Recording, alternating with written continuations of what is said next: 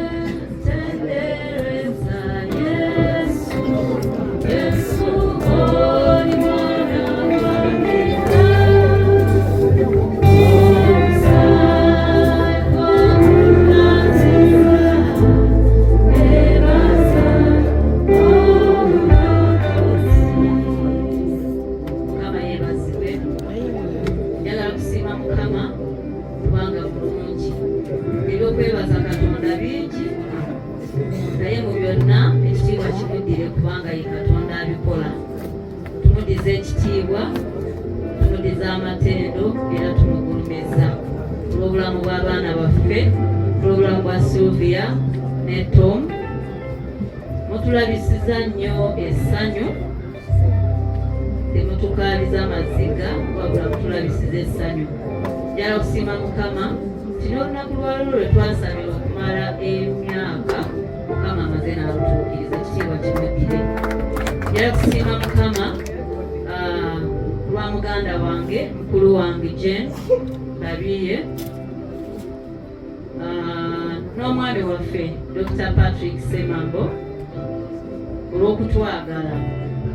Manyi okwagala omuntu n'omuyigiriza n'olulimi lwo ate naye nakkiriza n'aluyiga. Tuddiza Mukama ekitiibwa, tumwebaza kubanga taata mulungi era Tom ne Sylvia tubasabira era tubakkiririzaamu nti namwe mugenda kubeera abazadde abalungi. Mukama yeebazibwe. Sylvia oyo akulidde mu kutya Katonda okuviira ddala nga muto, sikiwa nti amanyiyo obulamu obulala obutali bwa mu Mukama.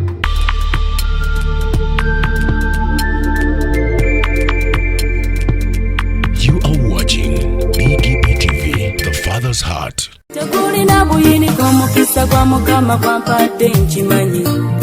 Obadde okimanyi nti osobola okufuna event planner and manager okuteekerateekera omukolo gwo gwonna, kati osobola okumufuna nga mulokole obutafuna stress yonna. BGP Events be bantu abatuufu. Oyagala cakes, ebifaananyi ebirungi ne video, motoka z'abagole mu bika eby'enjawulo, kyangu tukuyambe. Tukola decoration ali ku mulembe, tulina bridal gowns ne changing wear, obutebe, tents, abafumbi abalungi, saako PA system, ekyuma ekisunsula obulungi. Ate nga tukulira ne budget y'omukolo gwo ejja mu nsawo yo. Saakuba ushers baffe abali smart, abataswaza mukolo gwo, n'abogezi b'emikolo abalungi bakatumwa, ate nga tusobola n'okufunira reception y'omukolo gwo. Kati oyagala suuti, makanzu agatwalibwa ku buko oba gomesi, tubikufunira ku bisale ebirungi. BGP Events bwetegeka omukolo, tukuletera n'abayimbi abasanyusa abagenyi bo, saako kukola selection y'ennyimba ezigendera ku mukolo gwo. Esimu 07758681 oba tusange Facebook page yaffe oba Twitter, YouTube ne Instagram. Blessed Charles, Blessed Gospel Promotions, BGP Events. Twewaayo for excellence, flexibility, time, integrity and hard working.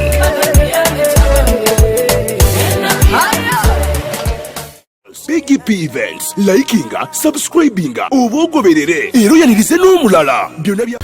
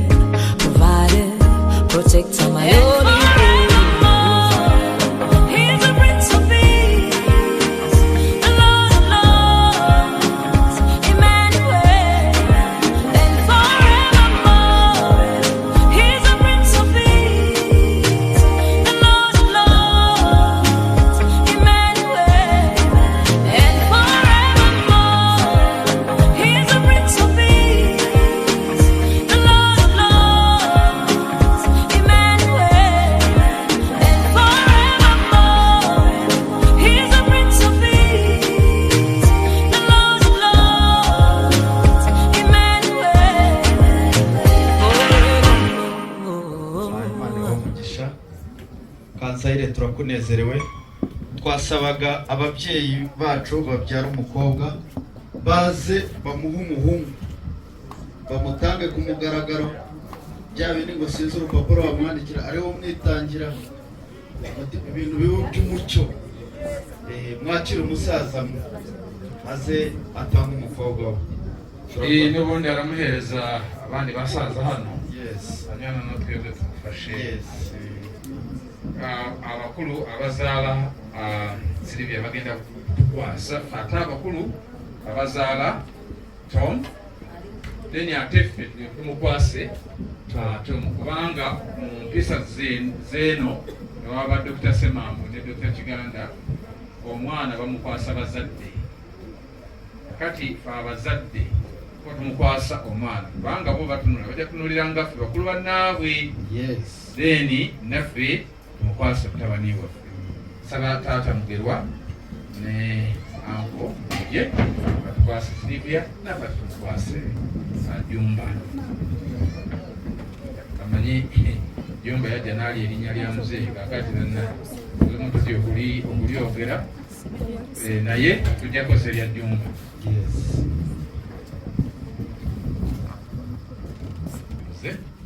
Nyakubahwa Pastor Tom Mugerwa, Owekitiibwa Musumba Tom Mugerwa, umucyo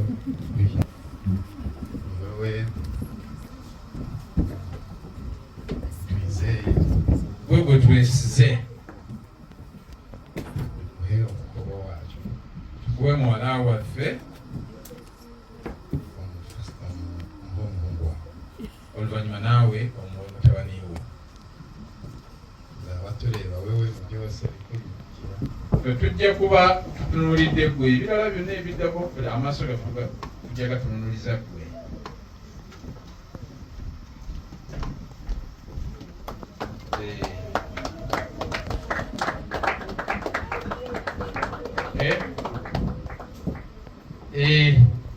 Noneho mutwale Patrick Semango ati Sylvia ufashize uyu muryango wamutwale Tom Mugerwa hanyuma uzagenda babere umukobwa muzima mugwarezwe umuco ndetse iyo mico barerewemo abariyo uzagaragaza muri rugo n'uriya muryango ugiyemo kwa Mugerwa. Ebigambo gadde bigamba nti nga bwe twakubuza mu mpisa ze waffe ate genda ozolese mu famire oba mu lujja ba mu nnyunga ya Mugerwa kubanga tukwasiza omukadde Mugerwa. Awo nno Jumba asembere Jumba asembera kakati Nyarwanda dere kugitire umuntu nyabo tukwasiza mwana muno Tom Jumba ubere mukyala we naye abere mwami we era ffe emikisa gyaffe tugibasabidde ate tugibagaliza muzaale abalenzi n'abawala nabo mbakuze mutuuke mukiseera bwekiti nabo namwe mubafumbize ate mulabe n'abazzukulu erinnya lya Mukama waffe Yesu Kristo.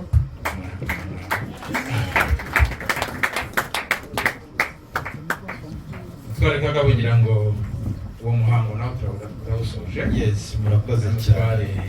Semango arakoze Imana yohereza umugisha kugira ngo hari icyo agira ngo ubwo noneho za ndirimbo baze baba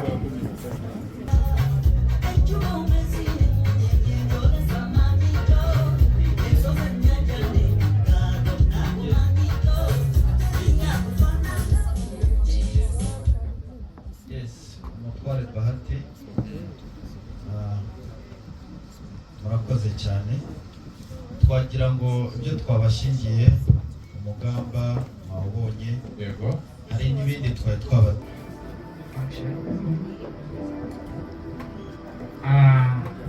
sina bigambo bingi, just kulebaza and thanking God for this wonderful occasion. Nze naze mawadde ntemu Praise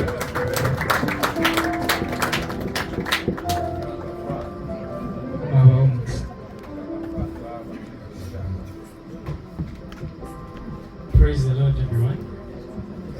Praise the Lord, everyone. I would firstly do this and you allow me to do it.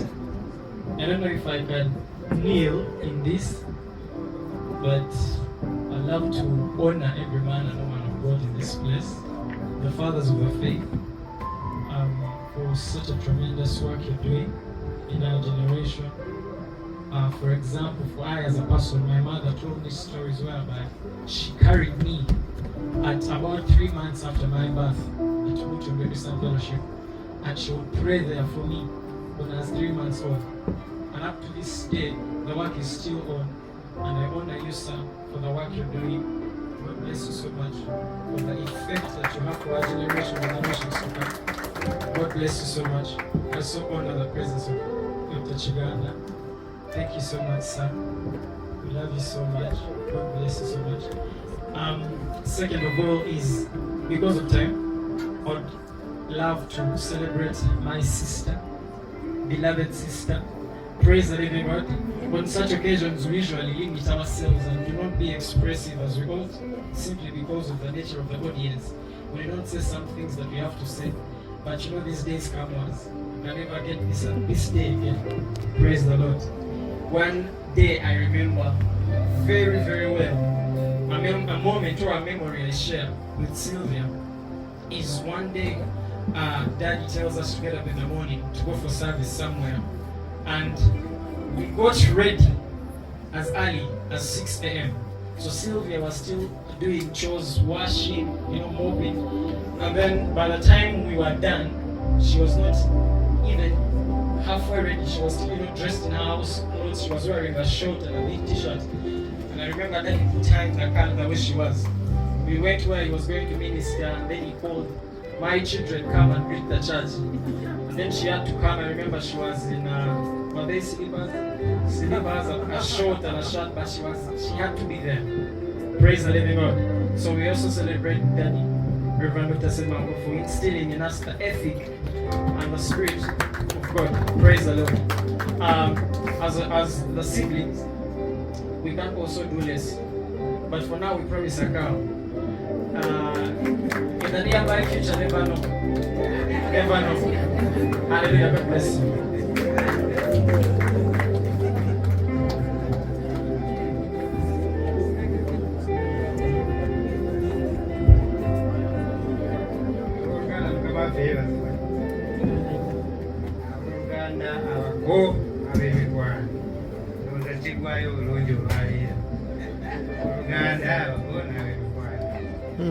Kwaniriza kulujumba, kwaniriza magakana wadde sigwe kusoso kwaniriza emirundi naye saisi okulaba neera wadde Sylvia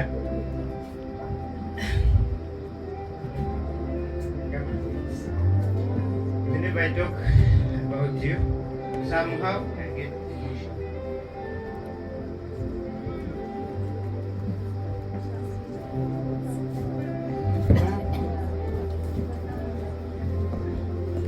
Because of how much I love you.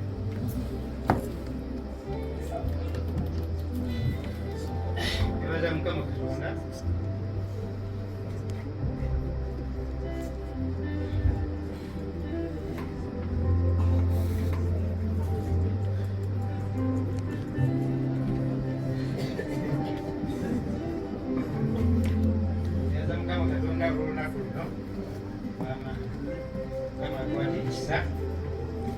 Tulabye okubeerawo kwe mu kifo kino. Yeebaza Mukama olw'essanyu eriri mu kifo kino.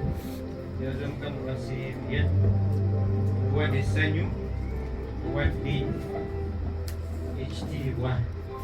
Thank you very much. You have been a very wonderful sister. You have connected us to many people, including our in-laws. And thank you for that.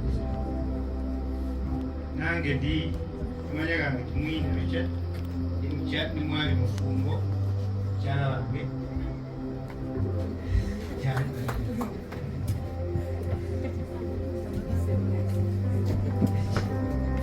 Don't feel me. Zenange ne mchala wange Mr. Jumba ne sister wange Sylvia bawadde.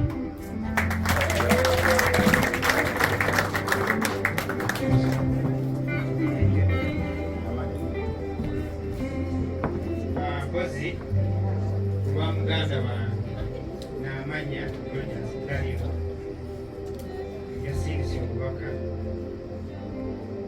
n'awa Mwami Jumba agamba mu bigambo bye olugendo naye lwangu era bemuyambaganye bingi era mu that life wene mukyalawo abawadde.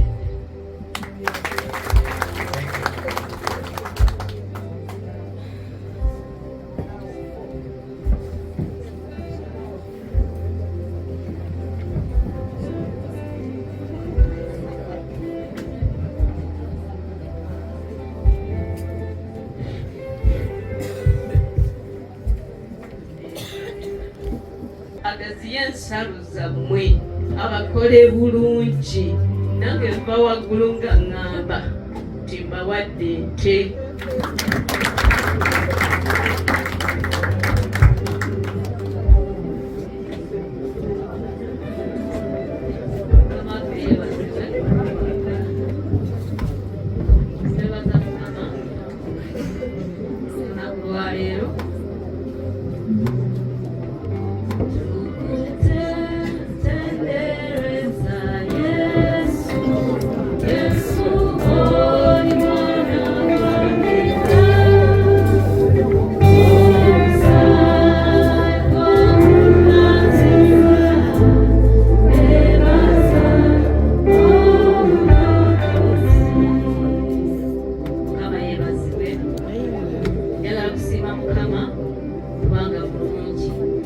Okwebaza Katonda bingi naye mu byonna ekitiibwa kimuddire kubanga ye Katonda abikola.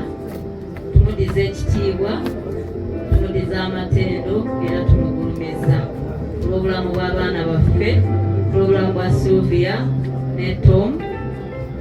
Mutulabisiza nnyo essanyu, temutukaaliza maziga wabula mutulabisiza essanyu.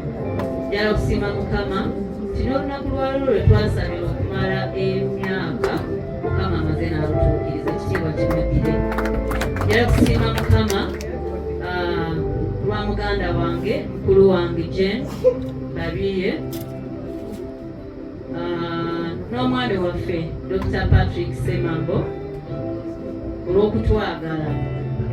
Manyi okwagala omuntu n'omuyigiriza n'olulimi lwo ate naye nakkiriza n'aluyiga. Tudiza Mukama ekitiibwa, tumwebaza kubanga taata mulungi era Tom ne Sylvia tubasabira era tubakkiririzaamu nti namwe mugenda kubeera abazadde abalungi. Mukama yeebazibwe. Sylvia oyo akulidde mu kutya Katonda okuviira ddala nga muto, sikiwa nti amanyiyo obulamu obulala obutali bwa mu Mukama. Mpozi ng'onoobumuyigiriza eyo naye ate nange ekyemanyi nti naawe obulamu bw'okuliddemu bwa Mukama kubanga okulabidde ddala okuviira ddala mu buto, ng'oli muto ddala ozanyira mu kompawundi y'Emutundu Fellowship, ng'oli muto ddala nga muzanyirawo mu kompawundi ne Sylvia mpaka lw'omututta okubeera omukyalawo. Tudiza Mukama ekitiibwa. Oluusi ebyokwogera biba bingi naye Sylvia tukwagala nnyo, manye tukwagala nnyo ddala ddala era ofuuse ekyokulabirako eri batoobo, eri ba brothers bo, era manye nti buli omu yenna ajja kulubirira okulaba nga naye agenda mu bufumbo obulungi obuweesa Katonda ekitiibwa.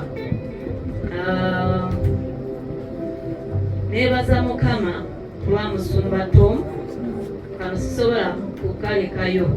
Neebaza Mukama lwa musumba Tom, wadde tuli bakulu bane naye atukozeemu omulimu nga nze n'abaana buno. Ono omuvubuka abadde ayimiridde wano Ambo Joshua Semambo yamutumba erinnya lya Tom nga hamba ali mu lubuto. n'amukwata we n'agamba ono omusajja ogenda kuzaala mulenzi omutuumanga Tom. Oyo omusajja Musumba Tom njala kwanjulira nti ono omusajja muweereza wa Mukama ebyaddala. Njagala osooka ojja oyimirire wano Musumba Tom akulabe mu butongole. Yakoma kulaba kukukwatako ng'oli mu lubuto ng'atadde emikono ku lubuto lwange n'akulangirako nti ogenda kuba musajja ate muweereza akutumye n'erya Tom. Genda omubuuzeeko ate ng'ofuuka tudde. Mukama yeebazibwe. Tusiima Mukama kubanga famire zino sugamba nti babiyita batya oba mu Luganda famire ne famire. Ffe tubawadde omukyala babiyita batya mukodomi. Mujja kunsaasira ebimu sibimanyi bulungi mu Luganda. Bakulu bannaffe naye famire tuli famire twagalana era temulimu bino byalaba ng'olaba nyazaalawo nazaala otuka emisinde. Tomu bwajja twebuuza ffe twekwata mu ngalo twebuuza mwana ate kyemanyi ndabidde ddala nga naye Musumba Tomu akwata ku Silivia mbadde ninze ndabe naye twebaza ekisa kya Katonda ekyatulokola ne kijjawo ensonga bwezityo. Silivia mwana wamwe ne Tomu naye mwana waffe. Twebaza Katonda mwebali kutwagala bemutunde mwebali kuweereza Mukama mwebali kuweereza ggwanga. Mukama abawenye omukisa. Nebaza ne Mukama olw'abaweereza ba Mukama abaze mu kifo kino. Bishop Kiganda and Mama Cindy n'abaweereza ba Mukama bonna baganda bange baweereza banange Mukama abawenye omukisa. Silvia nange nkuwadde ente nze nga maamawo yakujja mu faamu weeronderemu oba nzungu oba nganda ng'ewamu eno oba ki naye ajja kujja ogitwale. Mukama abawenye omukisa.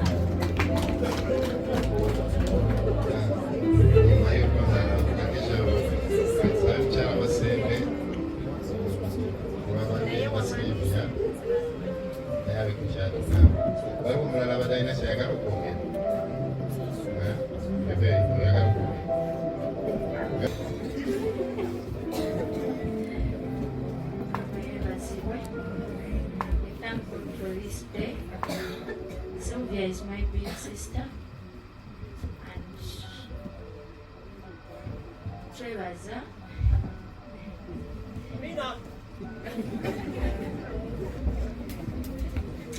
I'm giving you a cow.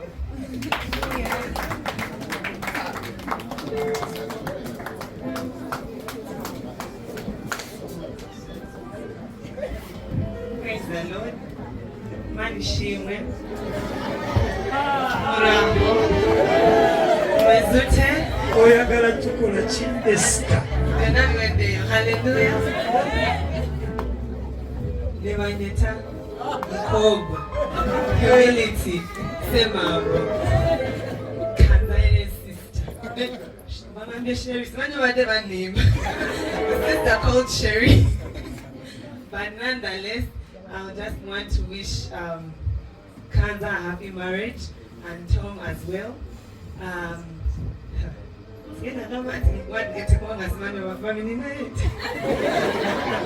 Nakuhereza inyana.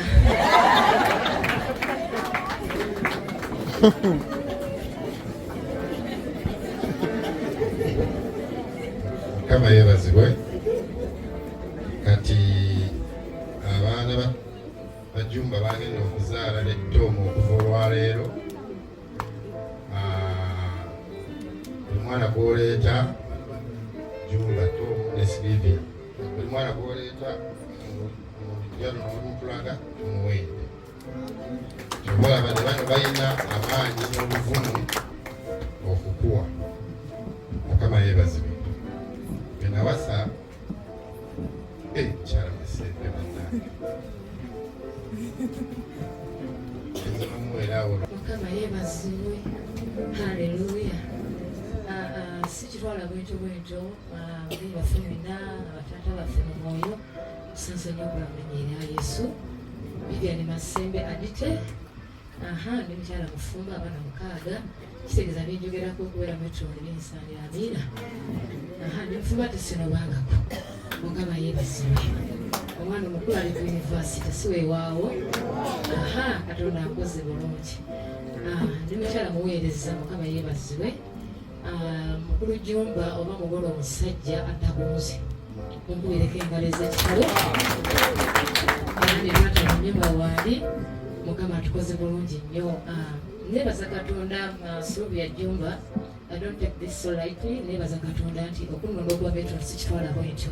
Katonda takugambye kikino nti omutwe gwe tegubulanga amafuta ennaku zonna. Buli wonova mu Katonda waliwo ebigenda okugunja ebwere yabirinda aba divorce byosanga divorce balokole tugenda kukuba divorce mu linnya erya Yesu. Omutwe gwe tegubula mafuta genda mu maka g'omusajja kyobadde bakutendeka genda nakyo kikuume fe abalokole ansa yaffe eri ku viivi. Mukama yeebaza nti ndi mwegaliza ngenda kumaliriza mu bumpimpi.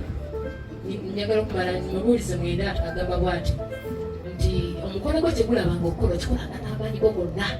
Genda ew'omwami okole n'amaanyi go gonna oba kwagala yagalira ddala nga teweeresaayo. Ne Katonda agambe nti omwana yagadde munne. Teriyo kwagala, teriyo kuteesa, teriyo mirembe mu magombe gye tugenda. Mukama amampeera omukisa. Nze n'omwami Masemba batumidde nnyo. Tugenda kukola ente 2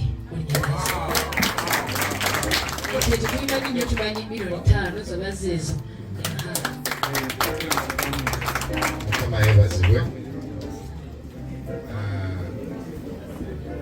Kati nga nze sinamugamba bye njagala kumuwa. Tom oranyumva?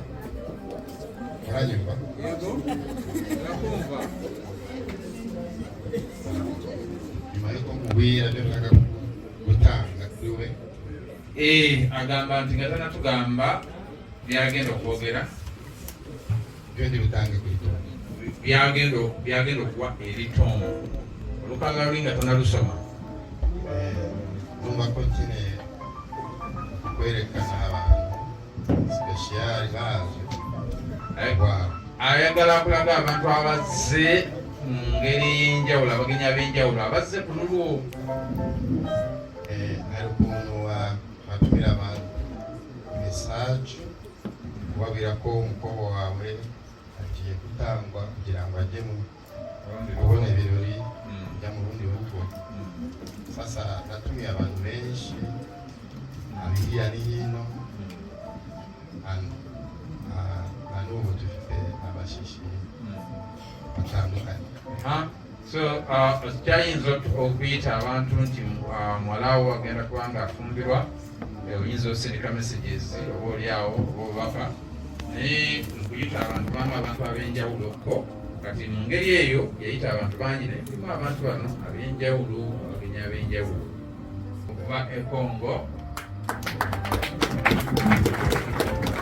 Namuweereza nga bw'obeera awo ku WhatsApp n'obatisa n'ogamba nkuyise. Bonsoir papa. Oui, c'est bien, on a bienvenu à ces invitations. Merci beaucoup. Oui, on vous Pastor David Wayne,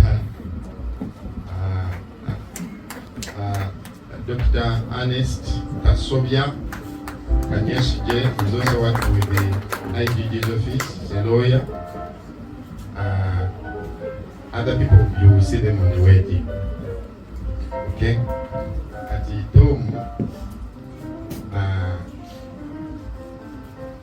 nakusaba ente nozireta era kwebaza ebale kubeera musajja wavunaanyizibwa. Nali sikusaba nte ngagawale, nali nkusaba nte ngezese omusajja ono asobola okulwanira kyayagala n'okituukiriza era ndi musajja. Naye nze gwe sigenda kukuwayo n'ente naye ngenda jjuwa kuwa Pastor Tom ne Mama Justine ente zange 2 olw'okuzaala omwana anjagale nnyo nga mwe takyabaleka ntuuze. Mukama yeebaza. So n'olw'ensonga eyo Tom gwe gwetagenda kuwa ente nze saagalya ddala mukuleka omuntu agenda okuba ente asooka jjuwa n'atuula. Yagala bakole farm immediately. Yesu ashimwe. Amakuru twabishimiye kuja hano kubukwe. Jyewe ndi mubyara wa Sylvia. She's a very sweet sister to me. Every time I try to pin down how much she has loved me, I'm overwhelmed by her love. She has not preached the gospel to me, but her love has preached the gospel of Christ to me.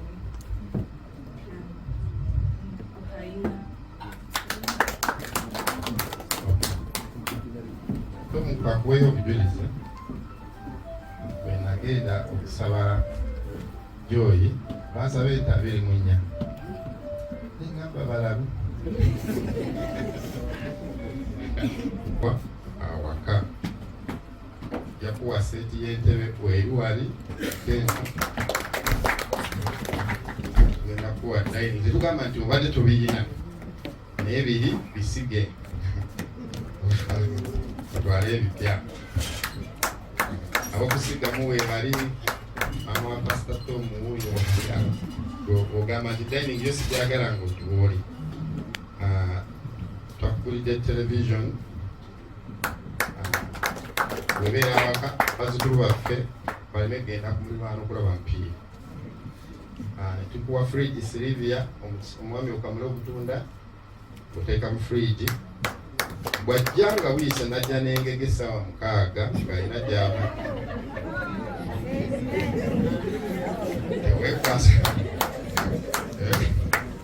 eweekwasa nti ate bampa fridge yakuteekamu gyennyanja ebyennyanja mu fridge tebiba birungi bakuwadde kuuka ate eri twin one gas cooker ne bw'ozuuka buzuukusi tugenda kubeerako n'akabiriti aka ignition go so ne bwajja mwenda engege gifumbe ate bw'ogifumba nga nosanga ate yotula okumututte n'atagirya bwazuukuka tukuwadde microwave ogiteeke microwave okakasanga Tom taba waka nga talidde. Ekyokubiri tukuwadde ngeri gy'oli sigamba nti olinga lunani but you are soft, you are brought up soft. Tukugulidde washing machine osobole n'okwoza engoye za mwami Tom. Tom tukwagala ate manyi nti okimanyi kati ebintu ebyo byonna byekugambye era kusaba ogenda kugenda ne bano ne Hambo ne Richard Alile sasa mgende mumwereke ebyo twamuhaye nyuma agaruke akatekeke Mukama tuwero musafu kwagaliza okufumba obulungi Mukama abapira omukisa abatume n'ab'emutundu abamuwerekeddeko era nsuubira nti tebisula wano kuteeka okuba nga wazze ne loole bw'obitwalira Mukama akutuwera omukisa Mambo nziza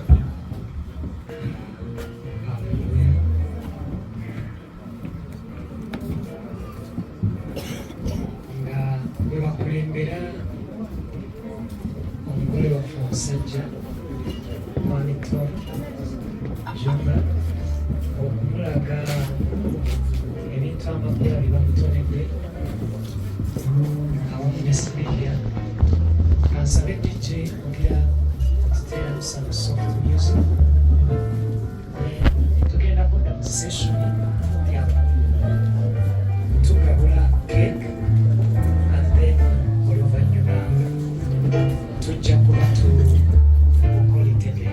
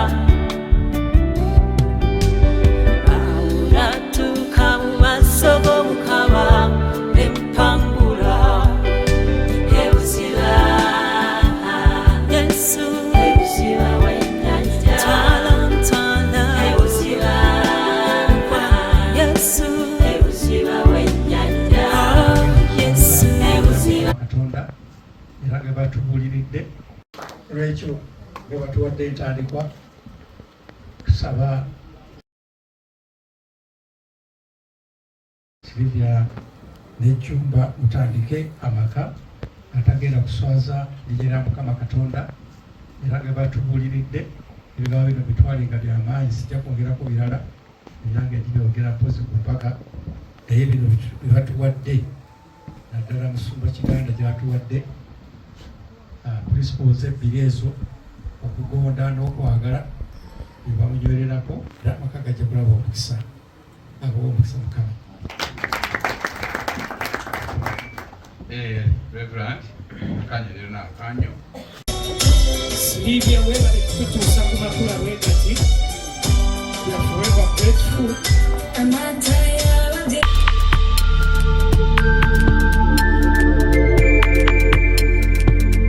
You are watching BGP TV, the Father's Heart.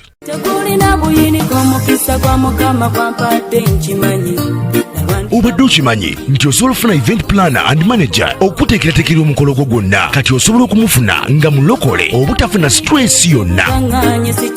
BGP Events be bantu abatuufu oyagala cakes, ebifaananyi ebirungi ne video, motoka z'abagole mu bika eby'enjawulo. Jangu tukuyambe, tukola decoration ali ku mulembe, tulina bridal gowns ne changing wear, obutebe, tents, abafumbi abalungi, saako PA system, ekyuma ekisunsula obulungi. Ate nga tukulira ne budget y'omukolo gwo ejja mu nsawo yo. Saakuba ushers baffe abali smart abataswaza mukolo gwo n'abogezi b'emikolo abalungi bakatumwa, ate nga tusobola n'okufunira reception y'omukolo gwo. Kati oyagala suuti, makanzu agatwalibwa ku buko oba gomesi, tubikufunira ku bisale ebirungi. BGP Events bwetegeka omukolo tukuletera n'abayimbi abasanyusa abagenyi bo, saako okukola selection y'ennyimba ezigendera ku mukolo gwo. Essimu 0775868131 oba tusange Facebook page yaffe oba Twitter, YouTube ne Instagram. Blessed Charles, Blessed Gospel Promotions, BGP Events. Twewaayo for excellence, flexibility, time, integrity and hard working.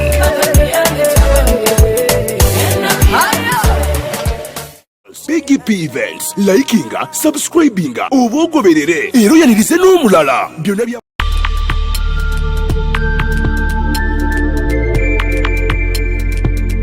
You are watching BGP TV, the Father's Heart.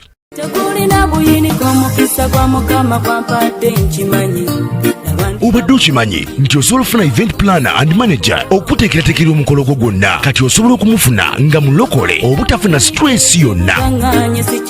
Big P Events be bantu abatuufu oyagala kekisi ebifaananyi ebirungi ne vidiyo motoka z'abagole mu bika eby'enjawulo jangu tukuyambe tukola decoration ali ku mulembe tulina bridal gowns ne changing wear obutebe tentisi abafumbi abalungi saako PA system ekyuma ekisunsula obulungi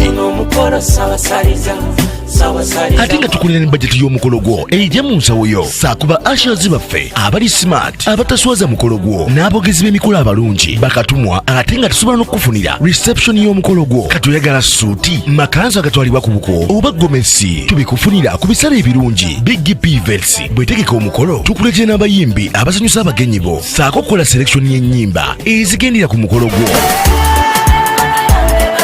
Esimu 07758683 oba tusange Facebook page yaffe oba Twitter, YouTube ne Instagram. Blessed Charles, Blessed Gospel Promotions. Big P Events twewaayo for excellence, flexibility, time, integrity and hard working.